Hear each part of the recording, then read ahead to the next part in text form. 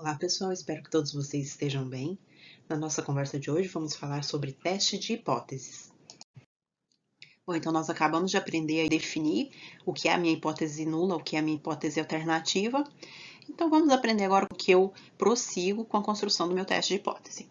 Então esse exemplo 1. Técnicos do Inmetro desejam avaliar um processo para conservar alimentos enlatados, cuja principal variável de interesse é o tempo de duração dos mesmos. Esse tempo, a minha variável x, obedece a uma distribuição normal com variância 100. Variância 100, desvio padrão, então igual a 10, ok? A indústria que utiliza o processo afirma que o tempo médio de duração dos enlatados é de 70 dias. Qual deveria ser o procedimento estatístico apropriado para não rejeitar ou rejeitar a afirmação da indústria? Bom, então vamos formular as nossas hipóteses. Lembrando que um teste de hipótese ele é construído em cima da minha hipótese nula. Eu quero testar a hipótese nula, eu quero verificar se eu vou rejeitar ou não uma hipótese nula, tá? A hipótese alternativa é uma consequência. É aquela hipótese que afirma o contrário que eu vou testar, mas o meu teste é construído em cima da hipótese nula. Então, a afirmação da indústria é que os enlatados têm uma duração média de 70 dias. O Inmetro está suspeitando que essa quantidade de dias não é tão alta assim, não é tão 70 dias. Ele acha que os enlatados estão durando ali, em média, um pouco menos que 70 dias. Por isso, a minha hipótese alternativa, a minha hipótese que afirma o contrário, a suspeita do Inmetro, vai ser menor que 70. Então, já estamos falando aí que eu vou trabalhar com um teste unilateral à esquerda, tá? Mas aí eu vou definir uma regra de decisão da minha cabeça, tá?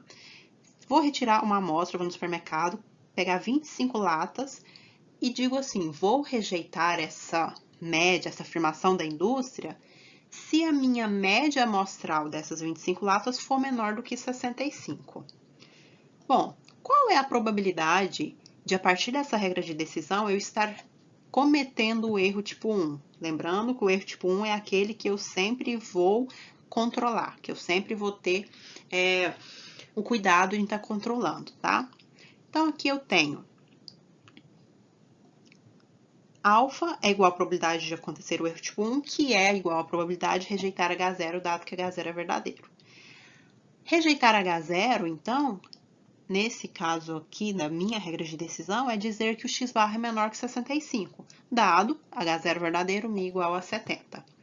Como eu sei da informação que o meu x tem uma distribuição normal, com média 70, variância 100, aplicando o teorema do limite central, eu vou garantir que o meu x barra tem uma distribuição normal, média 70 e variância 100 sobre 25.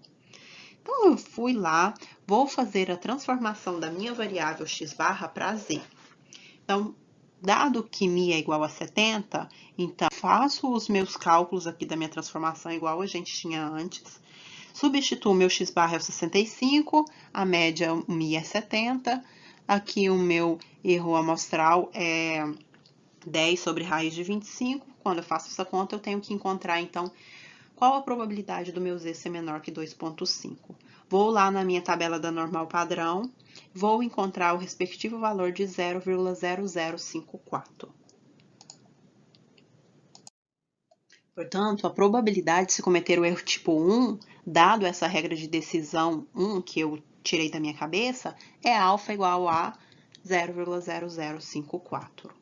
Logo, rejeitar a minha hipótese nula de que a média é igual a 70, se a minha média amostral for menor que 65, vai ser uma regra de decisão ruim. Por quê? Porque o meu nível de significância, o meu valor de alfa que eu encontrei, ele é pequeno demais, o que vai acarretar num aumento do meu beta. Ok, mas enquanto eu devo fixar o meu alfa para que esse beta assuma um valor razoável, para que ele não exploda, para que ele não cresça muito? Então, vamos fixar, por exemplo, um alfa igual a 0,01.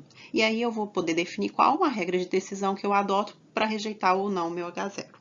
Fixei meu alfa em 0,01, que é a minha probabilidade de ocorrer o erro tipo 1, que é a probabilidade de rejeitar H0, dado H0 verdadeiro, ou seja, probabilidade do meu x barra ser menor que algum valor crítico, dado que o mi é 70.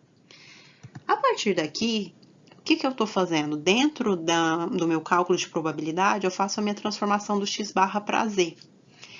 Se eu faço a minha transformação do x barra para z, esse valor que eu tenho desse lado da desigualdade, ele é equivalente ao meu ZC que eu vou procurar lá na minha tabela da normal padrão. Como? Igual eu calculava antes, eu tenho qual é o meu valor de alfa, 0,01. Então, o que eu quero encontrar é esse meu valor de ZC, que deixe uma área igual a 0,01 abaixo dela. Eu sei que esse valor de ZC está abaixo da média igual a zero, por quê? Porque eu estou fazendo um teste unilateral à esquerda. Então, eu quero encontrar qual o valor abaixo do meu mi igual a zero quando eu faço a padronização do x barra para z. Olhando na minha tabela da normal padrão, eu vou achar que esse valor é igual a menos 2,33. Se eu sei que esse valor é igual a menos 2,33, então eu consigo achar esse valor de xc. Só fazer a substituição aqui, encontro um valor de xc igual a 65,34, e daí eu consigo definir qual é a minha regra de decisão, que vai ser retirar uma amostra de 25 latas e rejeitar H0, dado que mi é igual a 70, se a minha média amostral for menor do que esse 65,34, que é equivalente a rejeitar H0, que é quando mi é igual a 70, se o meu z for menor que menos 2,33. Isso considerando o nível de significância alfa igual a 0,01, tá bom? Bom, devido à equivalência do x barra com z crítico, ou z tabelado, eu, Flávia, prefiro expressar a regra da região crítica ou da região de rejeição em termos de z, pela simplicidade no uso da distribuição normal padrão e seus valores tabelados mesmo, tá? Se nós virmos nesse exemplo aqui, então, na primeira coluna dessa tabela, nós temos alguns possíveis resultados de média amostral em dias de 25 enlatados. Aqui está cortado, mas é um x barra, tá?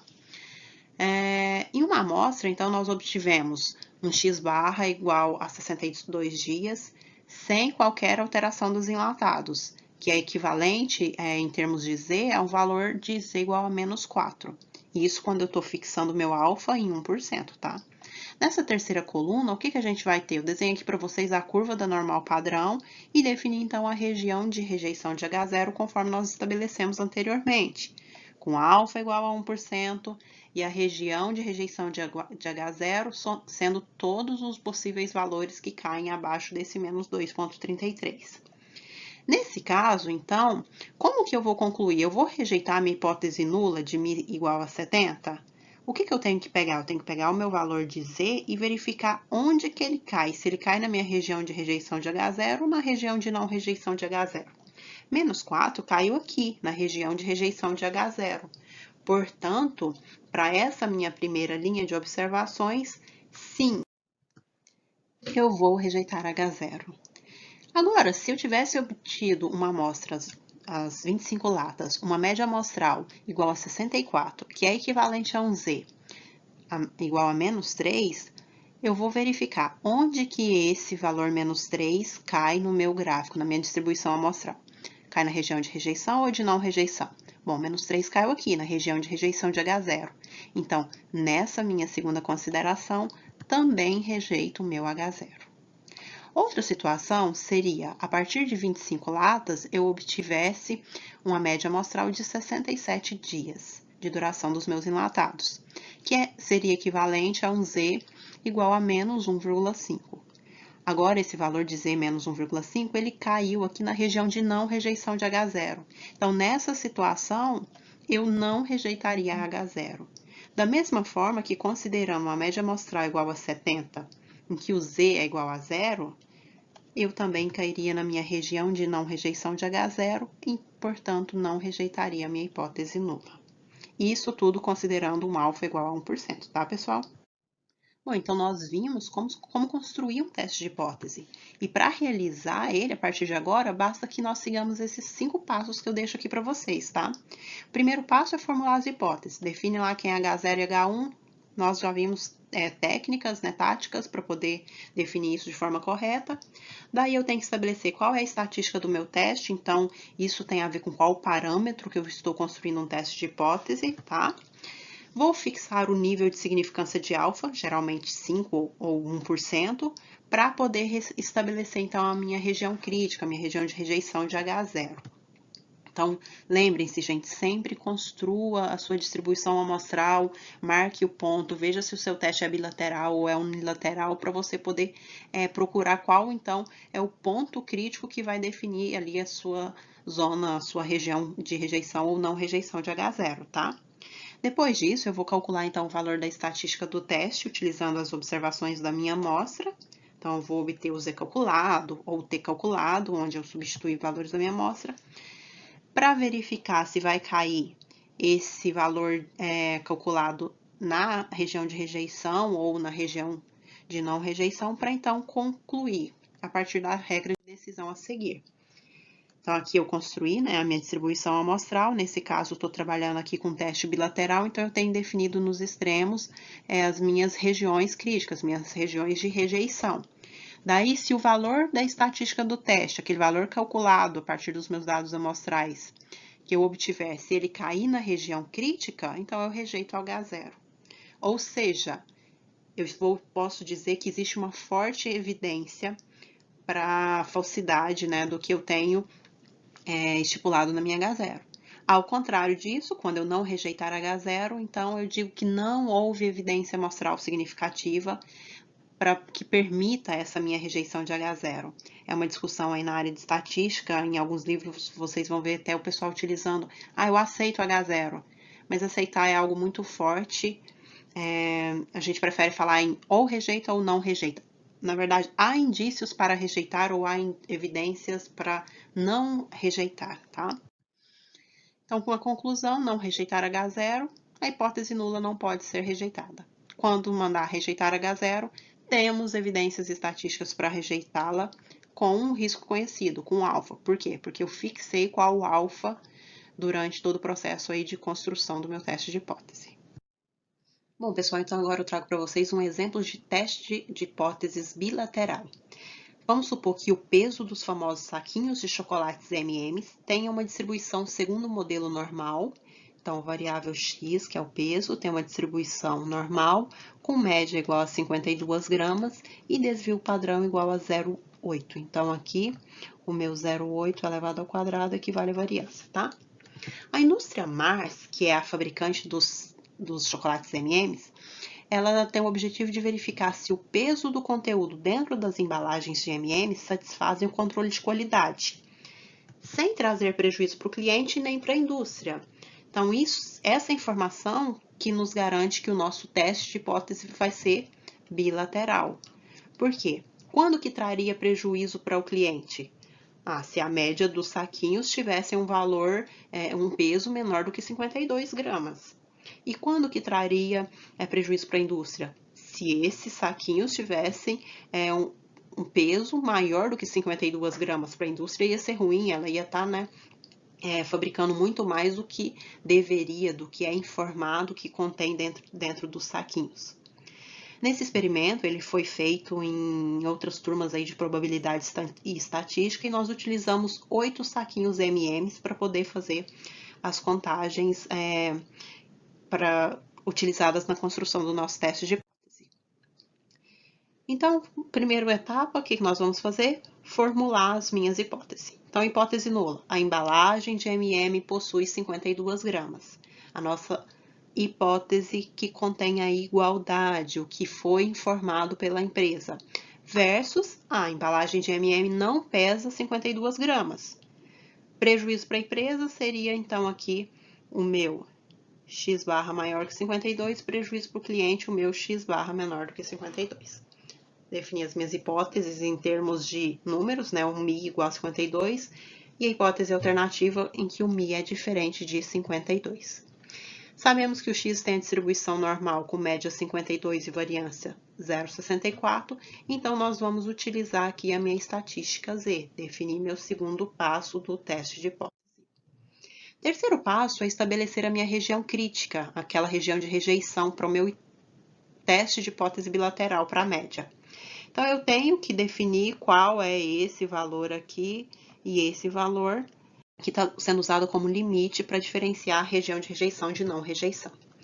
Região de rejeição de H0 num teste de hipótese bilateral, quando eu vou utilizar em termos de Z, porque a minha estatística do teste é Z, né? A gente falou no passo anterior, Então, é definir um valor de z que pertence aos reais, tal que z seja menor do que esse z de C1, o valor crítico 1 para z, ou o meu valor de z seja maior do que esse valor crítico para z, que eu estou definindo de zC2 aqui, nesse lado, tá? A região de não rejeição, então, vamos apagar aqui, é o que? É o complementar dessa minha região crítica. Então, é o que tiver contido aqui dentro, dentre esses meus valores críticos ZC1 e ZC2, tá bom? Bom, então nessa etapa 3, a instrução é que nós fixemos aí o meu alfa para poder encontrar os meus valores críticos, os ZC1 e os ZC2. Porque é através desses valores que eu estabeleço a minha região crítica, né? Então, calcular alfa é a probabilidade do erro tipo 1, que é a probabilidade de rejeitar H0 dado H0 verdadeiro. Então, nós temos definido aqui, rejeitar H0. Quando meu x barra pertence à região de rejeição de H0, então é quando eu defini x barra ser menor do que esse x1 ou x barra ser maior do que esse xC2, dado H0 verdadeiro, dado, então, meu μ igual a 52. Então, aqui eu vou fazer a padronização dos meus valores para Z, né, para poder olhar lá na minha tabela da normal padrão, dado o μ igual a 52, então, onde eu tiver o meu valor de μ, eu substituo por 52. Esse lado daqui, eu sei que esse daqui é a minha variável Z, esse daqui vai ser respectivo, quando eu fizer o cálculo, a minha variável ZC1. Aqui também posso substituir pela minha variável padronizada Z, e aqui eu tenho, então, o meu cálculo do meu ZC2. São esses valores que eu quero obter. Como eu quero obter, como eu estou fixando um alfa para calcular a probabilidade do Z ser menor do que esse valor, ou do Z ser maior do que esse valor, e o meu Z é simétrico em relação à média igual a zero, então eu posso definir o cálculo dessas duas probabilidades como sendo essas duas probabilidades igual ao alfa dividido por 2. Então, a probabilidade do Z ser menor do que o ZC1 é o alfa sobre 2, e a probabilidade do Z ser maior do que o ZC2 é o meu alfa sobre 2, tá bom? Então, para alfa igual a 0,05, nós vamos substituir aqui alfa sobre 2 é igual a 0,0025. Vou olhar lá na minha tabela da normal padrão, qual seria esse valor de ZC1 aqui, e vou chegar que esse valor é igual a 1,96. Como é simétrica em relação a Z igual a zero, então meu ZC1 vai ser igual a menos 1,96 e o ZC2 igual a 1,96. Aqui é como se eu estivesse calculando o meu menos ZC aqui, tá? E daí, estipulado então esses meus valores aqui, de ZC1 e ZC2, eu consigo então escrever a notação para minha região de rejeição de H0, tá? Então, a minha região de rejeição de H0 vai ser todo o Z que pertence aos reais, tal que o Z seja menor que 1,96 ou o meu Z seja maior do que 1,96. Daí, então, eu posso prosseguir para o quarto passo, né? Em que eu vou obter qual é o meu valor da estatística amostral. Então, no caso considerando os dados que foram obtidos no experimento realizado em sala em algum semestre anterior, dos 8 saquinhos de MM, o valor de peso médio foi equivalente a 52,47.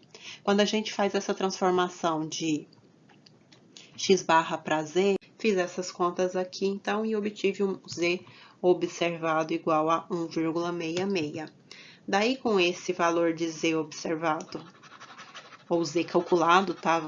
Pode usar qualquer uma dessas terminologias aí. Bom, aqui eu trago o gráfico tanto em termos de x barra quanto de Z, o que vocês preferirem utilizar, tá? Porque eles são equivalentes, né, esses dois valores, então se eu tivesse com o eixo do x em termos de x barra, a minha região de rejeição, os meus pontos críticos aqui, eles estão estabelecidos como 52,55 e 51,45, que são respectivos a um z igual a 1,96 e um z igual a menos 1,96. Então, vou pegar aqui o meu z igual a 1,66 e vi que ele caiu na minha região de não rejeição de H0. Portanto, Como esse Z observado não pertence à minha região de rejeição de H0, não rejeitamos H0 ao nível de 5% de significância. Então, concluímos que o peso das embalagens não deixa nem o cliente e nem a indústria em prejuízos. Bom, então eu tinha dito para vocês que eu prefiro trabalhar, né, na escala de Z. No entanto, alguns materiais vão trazer aí as regiões críticas definidas em função do próprio X-barra, que então vão ser definidas ali com valores de XC1 e XC2, valores críticos, né, para o meu eixo do X-barra. E uma informação interessante é que esses meus valores, quando eu estou falando em termos de X-barra ali, eles equivalem aos limites inferiores e superiores de um intervalo de confiança, como a gente tinha visto, como a gente tinha construído aí, quando a gente tratou sobre intervalo de confiança, tá? Então, logo, quando eu considero esse valor de XC1 e de XC2, em um teste de hipótese bilateral, ele é equivalente aos meus valores críticos que eu uso para estabelecer qual é a minha região de rejeição de H0. Agora eu trago o mesmo exemplo para vocês, mas considerando um teste unilateral. Então, vamos supor que o objetivo da indústria fosse verificar se os pesos do conteúdo dentro das embalagens de M&M satisfazem o controle de qualidade sem trazer prejuízo para a indústria. Ou seja, a hipótese nula é a de igualdade, em que os pacotes, em média, pesam 52 gramas, contra a hipótese alternativa de que, em média, os pacotes estão pesando mais do que 52 gramas. Por isso que ela quer fazer esse teste para verificar se não está trazendo prejuízo para a indústria, tá? Mas o nosso teste ele é unilateral, então, à direita. Sabemos que o nosso x, nossa variável x tem distribuição normal com média igual a 52 e variância igual a 0,64, por isso nós vamos usar, então, a estatística de Z. Vamos fixar o nosso alfa em 5% também, só que agora, nesse meu exemplo, como eu estou trabalhando com teste unilateral à direita, então o que eu estou querendo definir é qual é esse valor de Z crítico que me deixa uma região de rejeição de H0 equivalente a 5%. Então, quando eu fui lá e olhei na tabela da normal padrão, eu consegui identificar que esse valor aqui de Z crítico é igual a 1,64. Então, defini aqui, em termos de notações, que a minha região de rejeição de H0 é todo valor de Z que pertence aos reais, tal que o meu Z seja maior do que 1,64. Agora, eu posso partir, então, para o meu quarto passo, em que eu vou considerar, na verdade, né, o cálculo amostral com os dados que eu obtive no experimento, dentre os 8 pacotes de M&M que a gente retirou o peso, nós tivemos uma média amostral equivalente a 52,47 gramas, que em termos de Z, da variável Z padronizada, esse valor de X-barra equivale a um Z igual a 1,66. Isso não muda, né? Nós já tínhamos antes. O que vai mudar aqui agora é que a identificação desse Z observado na minha região de rejeição é um pouco diferente, porque agora 1,66 faz parte da minha região de rejeição de H0. Se 1,66 pertence, então, à minha região de rejeição de H0, eu digo que há evidências para rejeitarmos H0 ao nível de 5% de significância. Ou seja, eu concluo que o peso das embalagens deixa a indústria em prejuízos. Então, se o interesse da indústria for reestruturar a máquina dela para que não haja prejuízo só para a indústria, ela precisa, então, baixar um pouco os pesos, né, dos pacotes, que no nosso problema anterior não era necessário, porque lá o objetivo era não ter prejuízo nem para a indústria e nem para o cliente, o que eu acho que é o mais viável, o mais sensato de se acontecer na verdade, né? Mas mesmo assim eu trouxe esse exemplo aqui, trabalhando de forma unilateral, para vocês verem que as mesmas informações, o mesmo valor de alfa, o mesmo valor, nesse caso aqui de média amostral, pode dar resultados diferentes dependendo se o meu teste é uni ou é bilateral, ok? E aqui estão as referências que estão sendo utilizadas aí na maioria das nossas conversas, do nosso material, tá bom? Obrigada pela atenção, pessoal, e até a próxima.